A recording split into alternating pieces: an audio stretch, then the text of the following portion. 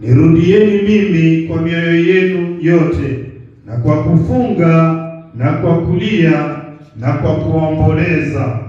Rarueni mioyo yenu, Bwana siyo mavazi yenu, mkamrudie Bwana Mungu wenu, kwa maana yeye ndiye mwenye neema, amejaa huruma, si mwepesi wa hasira, ni mwingi wa rehema, naye kughairi mabaya. Ni nani ajuaye kwamba hatarudi na kugeuka na kutuachia baraka nyuma yake, naam, sadaka ya unga na sadaka ya vikinywaji kwa Bwana Mungu wenu. Mungu abariki andiko takatifu.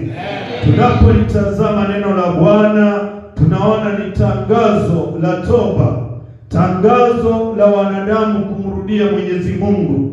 Kwa hiyo tunaona ya kwamba ni kwa nini Mungu anaweka tangazo. Anaweka tangazo ni kwa sababu mwanadamu ameasi, na kwa sababu ya upendo wake mkubwa wa ajabu, Mwenyezi Mungu hataki mwanadamu apotee. Anataka mwanadamu akaweze kumrudia. Hataki mwanadamu akaweze kuangamia. Anataka mwanadamu akaweze kupona. Kwa hiyo Biblia inatuambia ya kwamba Mungu amemtuma mtumishi wake nabii, anamwambia kwamba nenda kawatangazie wanadamu habari hii. Anasema ya kwamba lakini Bwana anasema nirudieni kwa mioyo yenu yote. Kuna njia ambayo Mwenyezi Mungu alikuwa anahimiza wanadamu wakaweze kumrudia. Anasema njia moja ni kufunga, njia nyingine ni kulia kwa uchungu kwa sababu ya yale ambayo umemtendea Mwenyezi Mungu, umeenda kinyume. Ni lazima ukaweze kulia mbele zake. Anasema ya kwamba ni lazima kuomboleza jambo ambalo umelitenda, jambo ambalo linaleta hukumu ndani ya moyo wako, jambo ambalo linakukosesha furaha ndani ya moyo wako. Biblia inasema ya kwamba, anasema njoni sasa mkaweze kunyenyekea, mkaweze kunirudia.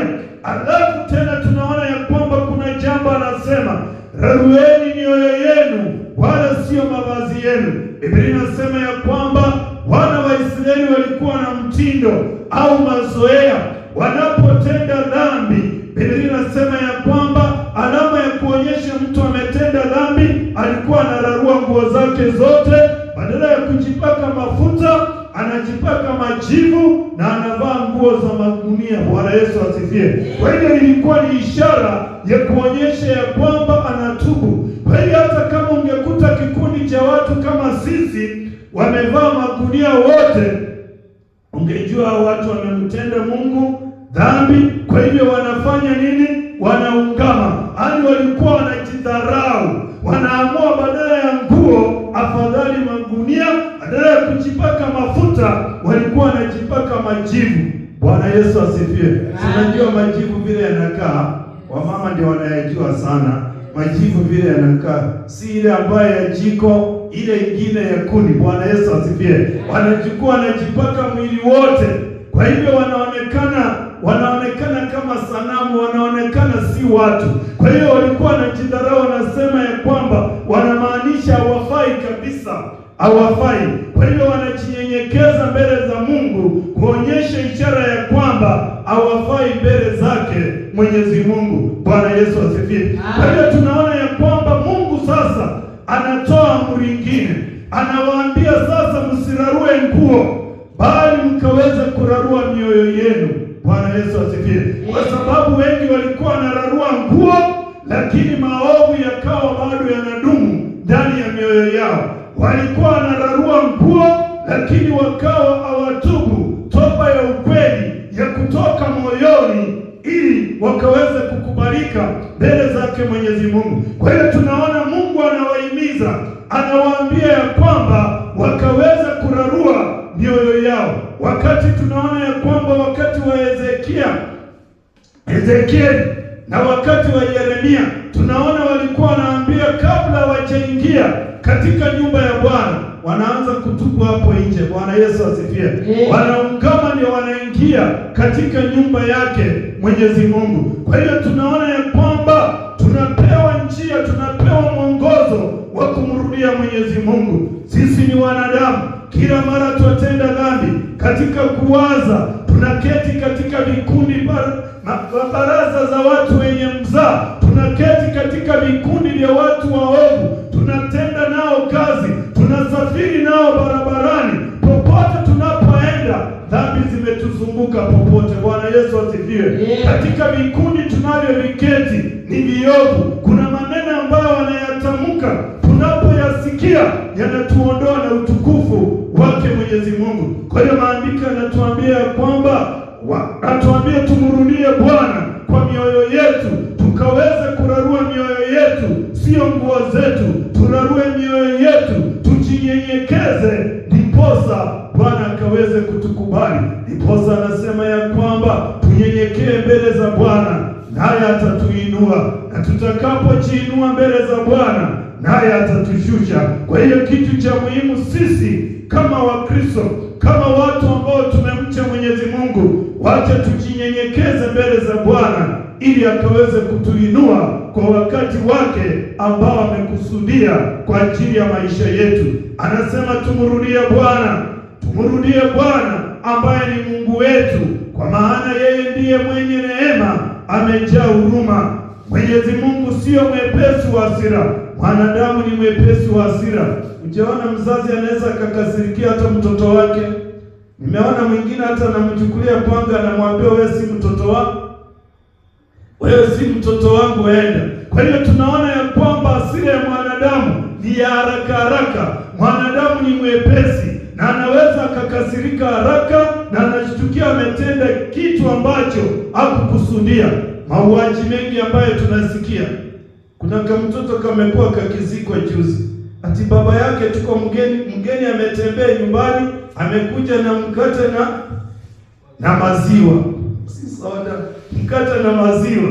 Sasa alipoleta mzee naye sikia amesindikiza mgeni kidogo kurudi, kamtoto nako kakaona kumbe hata hii mkate si ya wazee, si ya watu wazima.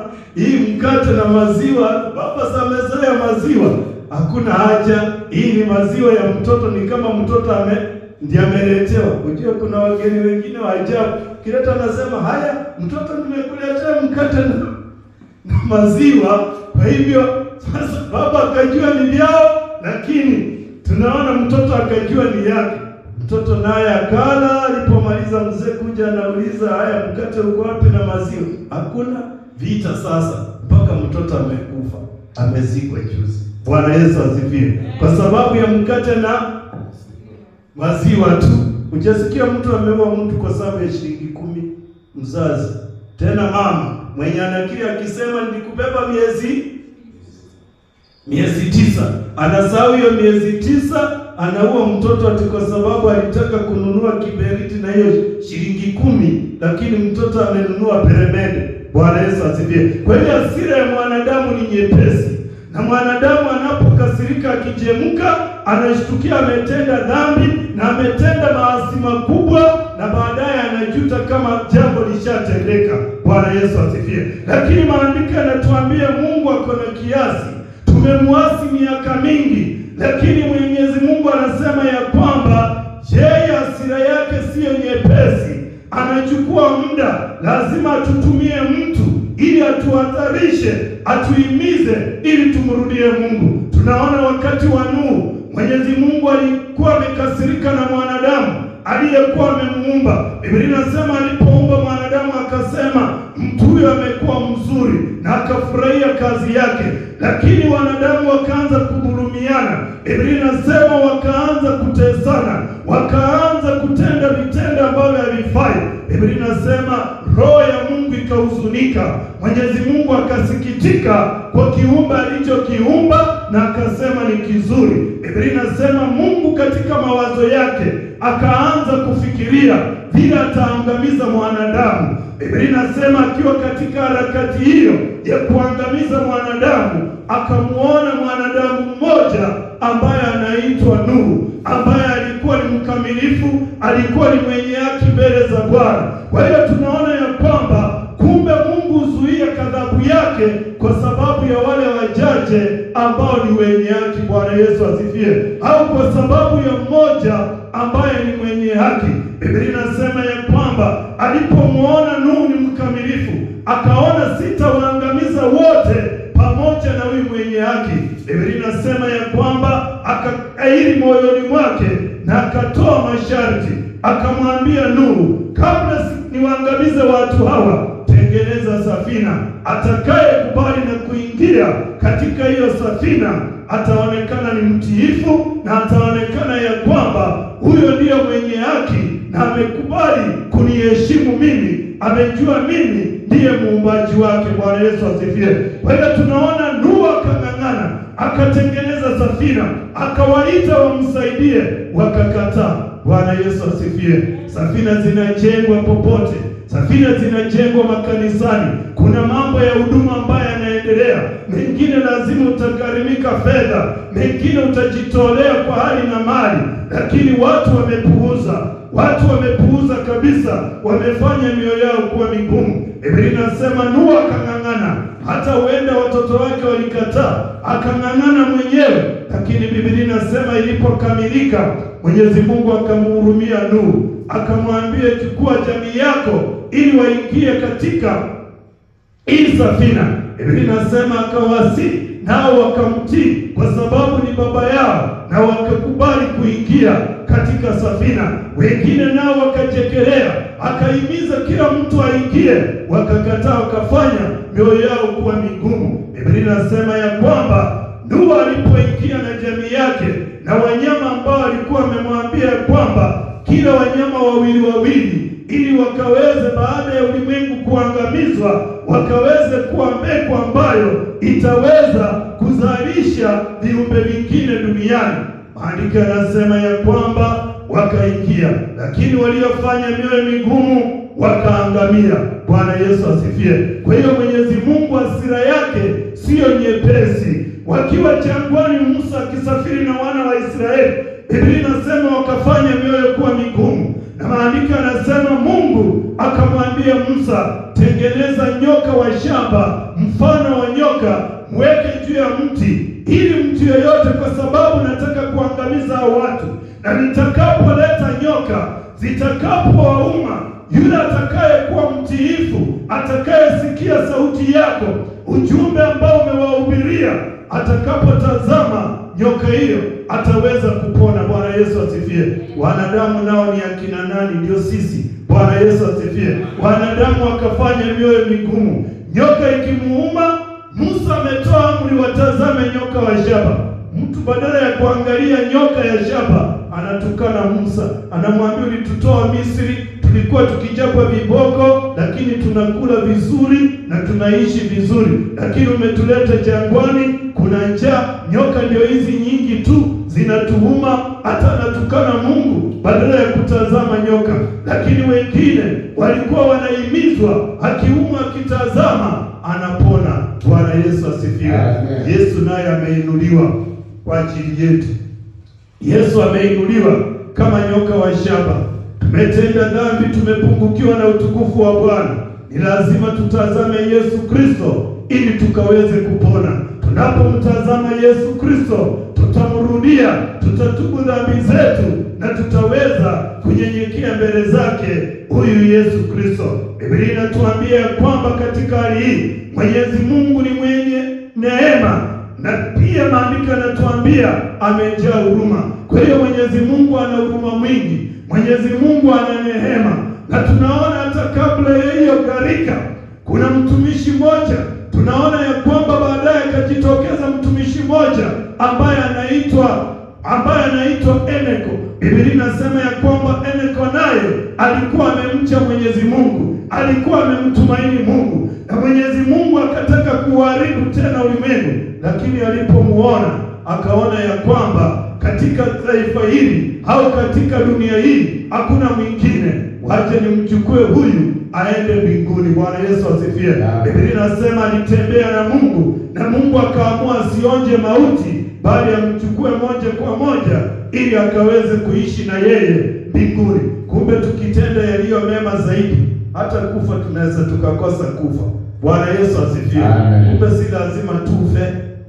Hata wakati mwingine Mungu anaweza akaamua aseme huyu asionje nini? Mauti, na kuchukue au anichukue. Tunaona Elia, mtu ambaye alikuwa amekata tamaa maishani, mateso yamekuwa mengi, amemtumikia Mungu, ameangamiza sanamu katika nchi ya Israeli, lakini tunaona mambo yamekuwa mazito, anafukuzwa na Jezebeli aangamizwe, mpaka inafika wakati anatamani yafe, lakini Mungu akamwambia endelea kusonga mbele kwa sababu hujakamilisha huduma. Kumbe hatujakamilisha huduma. Bwana Yesu asifiwe. Mateso yanapozidi sio mwisho. Maandiko yanatuambia kwamba hatujakamilisha. Kuna mwingine mateso yanapozidi kwa huduma anasema inaonekana hata hii huduma niliingia kimakosa. Inaonekana hii huduma Mungu hajafanya nini? Hajaniita. Anaanza kujitabiria mambo mengi. Anasema ya kwamba Israeli, huduma gani hii itatukanwa, huduma gani itapitia vita, itateswa na kunenewa mabaya na kusingiziwa. Mtu anaamua kurudi nyuma na anapotelea mbali na anakufa katika dhambi. Lakini maandiko yanatuambia ya kwamba mtumishi wa Bwana akaendelea, Mungu akamtia moyo, malaika wakaja wakamtia moyo na akaendelea na safari. Kumbe ilikuwa imewadia tu wakati wake ili achukuliwe aende mbinguni. Bwana Yesu asifiwe. Na yeye amechoka tayari, anasema afadhali nife. Bwana Yesu asifiwe. Hiyo ni mawazo ya mwanadamu. Wakati umefika mwisho, unajiwazia mambo mabaya tu ya kutendekea, lakini naye Mungu kuna jambo ambalo ameliweka mbele. Anamaanisha ya kwamba pitia ya mateso, utakapoyakamilisha nitatuma gari kutoka mbinguni, zitakuja kukuchukua na uende mbinguni. Bwana Yesu asifiwe. Kwa hiyo tunaona katika haya mambo yote Elia akaenda mbinguni. Nasi tunahimizwa siku ya leo kumrudia Mwenyezi Mungu. Unapojua ya kwamba umetenda dhambi, unapojua ya kwamba unaishi katika ulimwengu ambao umejaa maasi, ni lazima ukaweze kumrudia Mungu. Unaweza kuwa wewe mwenyewe umeepukana na dhambi, lakini kuna dhambi zimekuzunguka. Bwana Yesu asifiwe. Umezungukwa popote. Kazini utaenda, pengine umejitakasa, umeomba, umejazwa na Roho wa Mungu, lakini ukifika tu kwa geti, kitu cha kwanza unatukana na mfanyikazi mwenzako.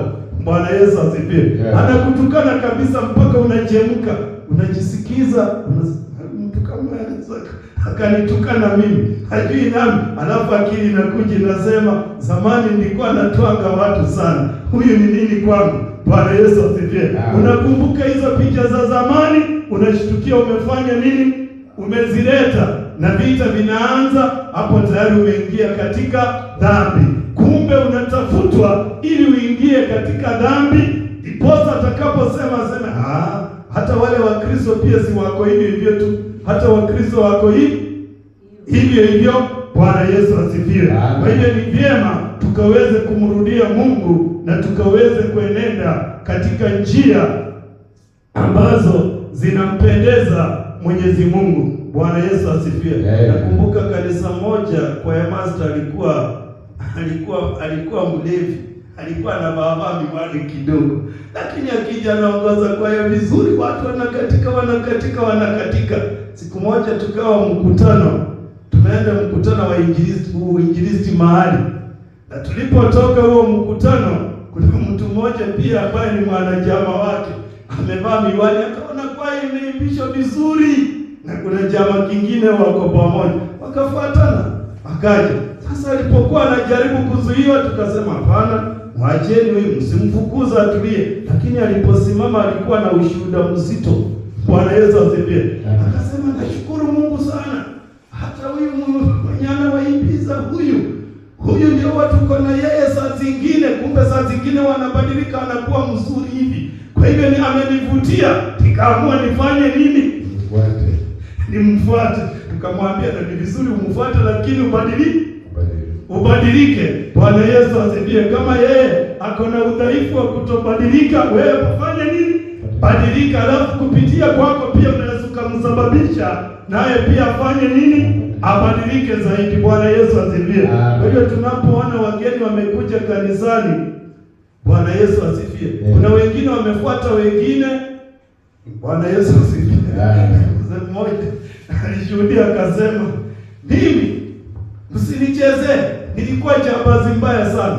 Mimi nilikuwa nategea watu kwa baa, naenda na waya ya mwavuli, amechonga vizuri.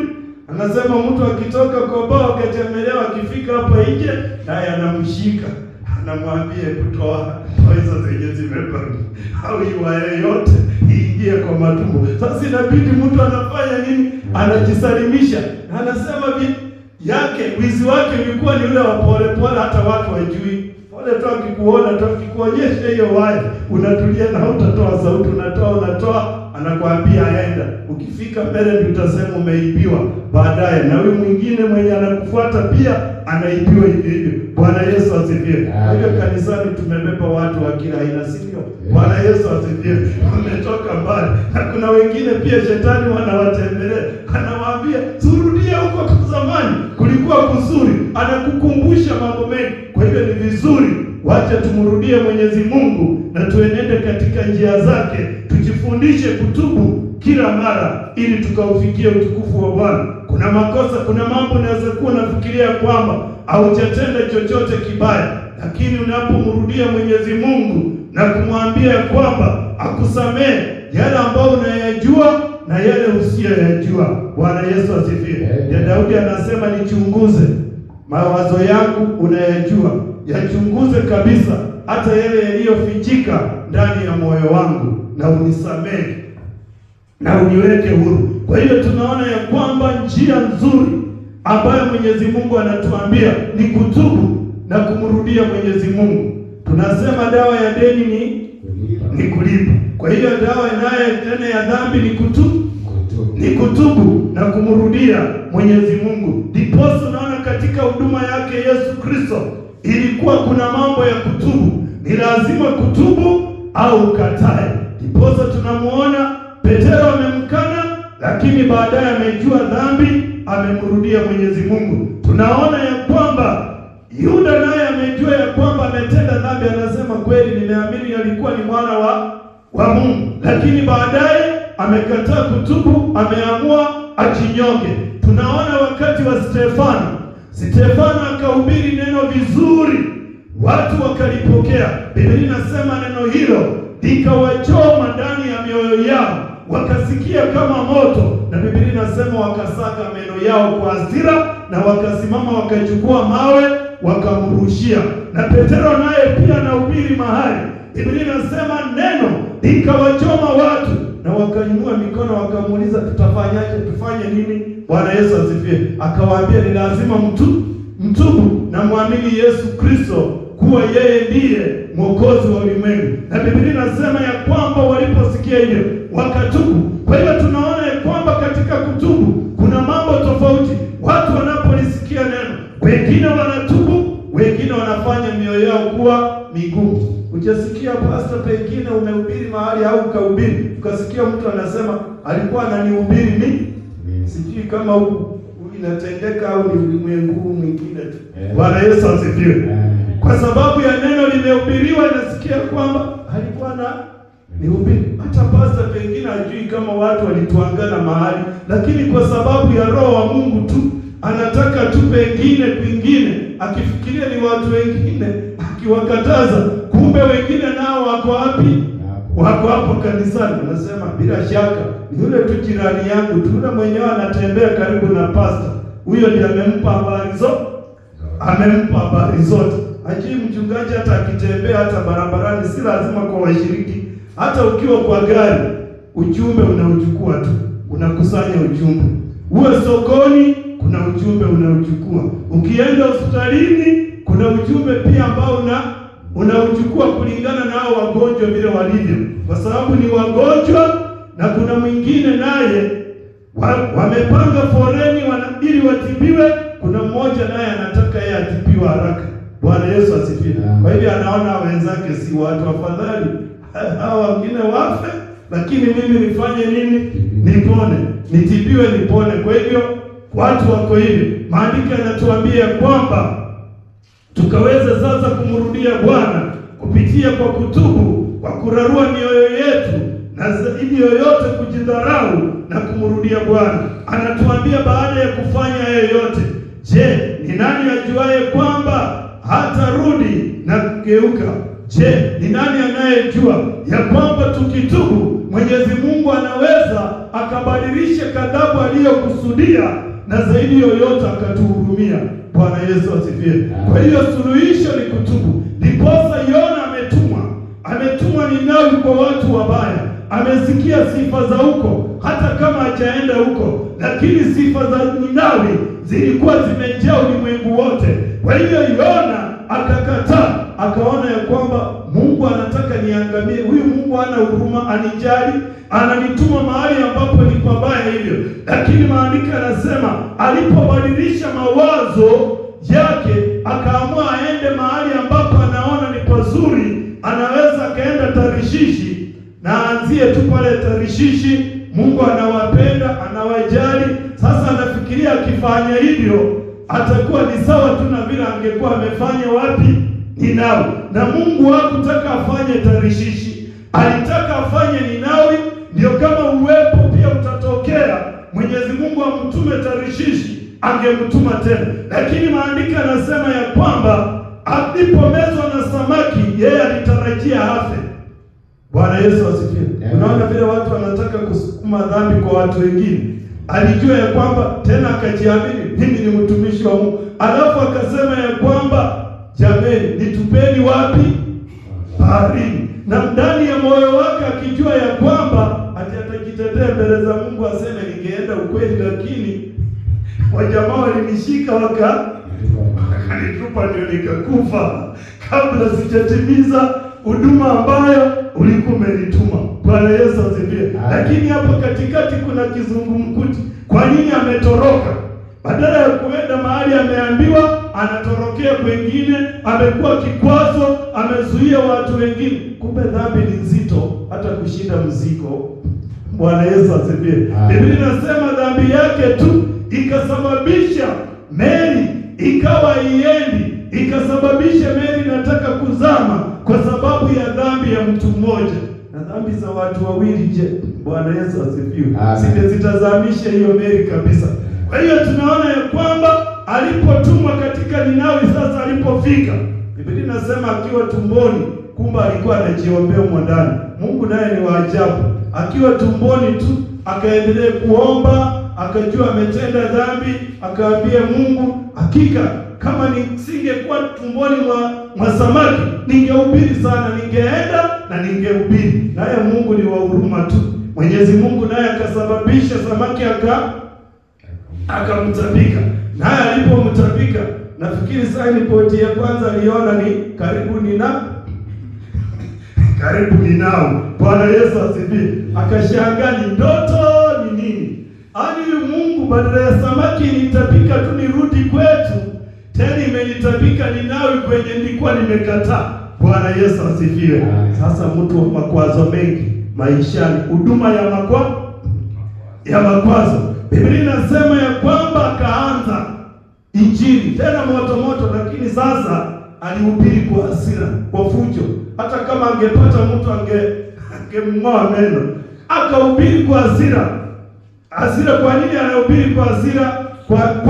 Kwamba nimekuja ili mbadilike, nilikuwa ninatoroka, nimemezwa na samaki, sasa tena ndio hii imenirusha huku, nimepitia mateso mengi. Kwa nini mkatae kutubu na kubadilika? Kwa hiyo akahubiri kwa fujo, kwa hasira. Biblia inasema alipomaliza haya, watu wakatubu, wakamrudia Mungu, wakasamehewa. Yona akaenda mipakani, akawa anasubiri ili watu waangamie. Si Mungu lengo kubwa alikuwa amemwambia wasipotubu siku 40 watafanya nini? Ya 40 wataangamizwa.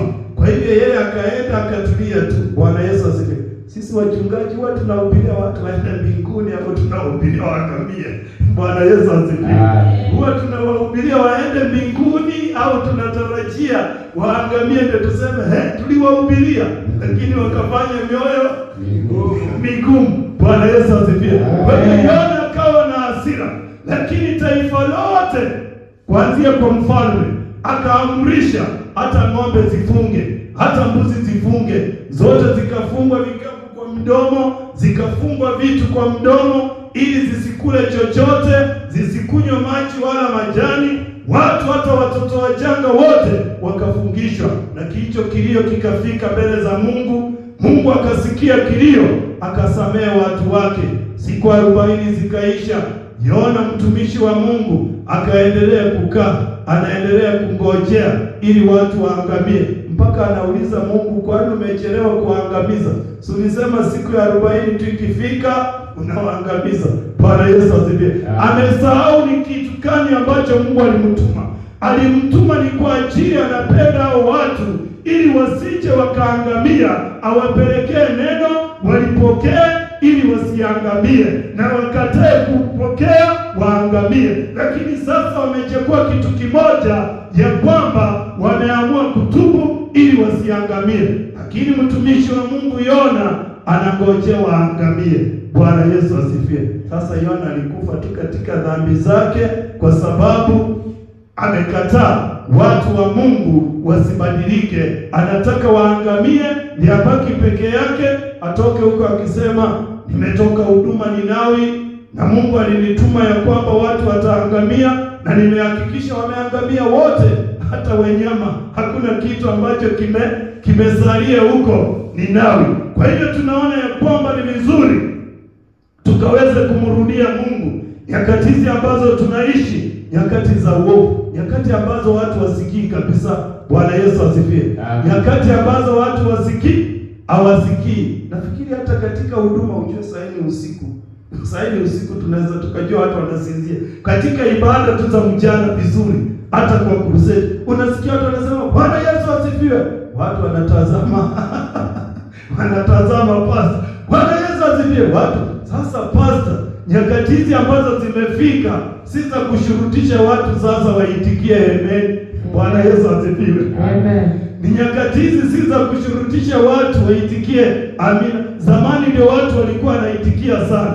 Unasikia hata kanisa inachangamka, neno likihubiriwa mchana katika madhabahu kwa ibada, unasikia watu wote wanachangamka, hata wengine wanasimama wanarukaruka juu kidogo, wanazunguka hiyo kanisa yote. Lakini siku hizi, Bwana Yesu asifiwe, siku hizi sasa ni wewe tu ung'ang'ane ili neno lifanye nini? Liwafikie watu, na litakapowafikia wataweze kubadilika. Bwana Yesu asifiwe.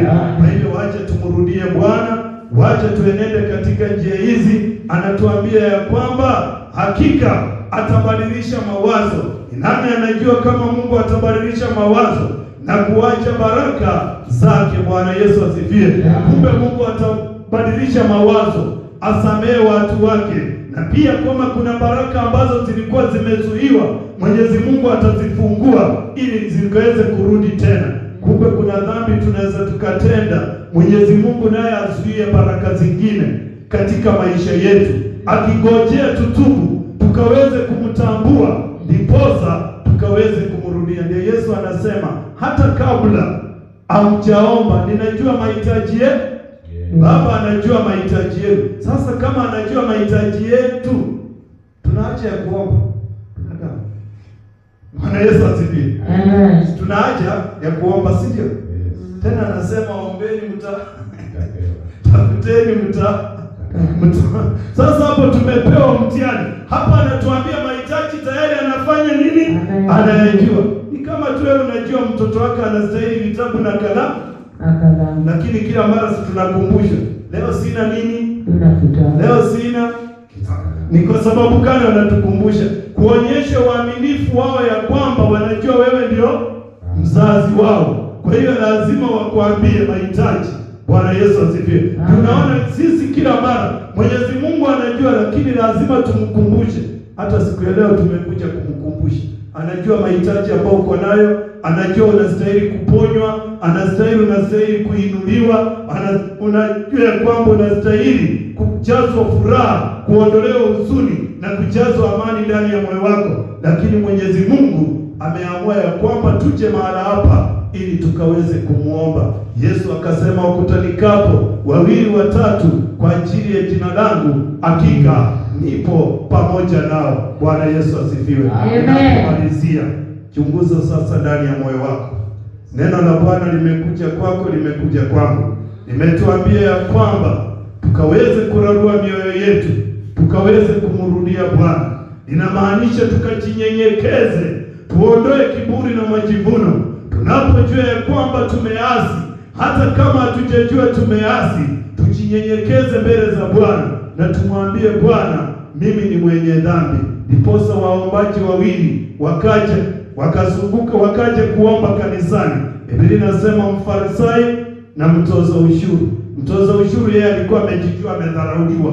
Popote tu yeye amedharauliwa. Kwa hivyo kuna wale wanajijua tayari wamedharauliwa. Kwa hiyo akija mbele za Bwana anamaanisha amekuja kuomba msamaha na kutubu mbele za Bwana. Lakini Biblia inasema Mfarisayo yeye alikuwa ni mtu wa dini, mtu ambaye tu anajulikana ni mwana dini, lakini wokovu wa Yesu haumo ndani yake. Biblia inasema akaomba kwa kiburi na akasema, Mungu, mimi si kama watu wengine, mimi ninafunga mara 3 kwa wiki, tena natoa zaka zangu kamili, hata sikuibii, tena mimi si kama huyu mtoza ushuru. Na kwa 2 kwa maombi tu akanyosha mkono kwa mtoza ushuru. Nafikiri mtoza ushuru Mungu akamsaidia, akaona, akanyenyekea, akasema, Mungu, nionee huruma, mimi ni mwenye dhambi. Wangekuwa watu wa siku hizo wangesema, Mungu nionee huruma.